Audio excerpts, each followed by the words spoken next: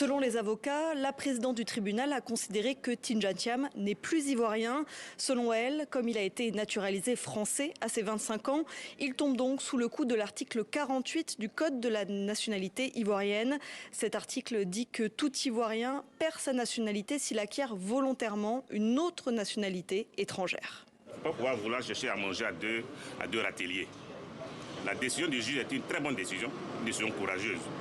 Elle a statué, la femme juge a statué sur les éléments de forme et sur les éléments de fond. Et au regard de ce que nous avions comme argumentation, comme échafaud que nous avons pu mettre ensemble, c'était imparable. La décision devait venir et Thiam devait être éradié. Il a été éradié. Dans un communiqué, Tidjane Thiam dénonce un déni de justice et des manœuvres du parti au pouvoir, tout en appelant de nouveau au dialogue politique. Son avocat affirme qu'il est français de naissance et non par naturalisation, mais les documents présentés n'ont pas convaincu le tribunal. Après avoir renoncé à sa nationalité française en début d'année, Tidjane Thiam pourrait se retrouver apatride. Surtout, le code électoral prévoit qu'il faut être électeur pour être candidat à l'élection présidentielle. Tidjane Thiam sera donc inéligible pour le scrutin d'octobre prochain. C'est la conséquence.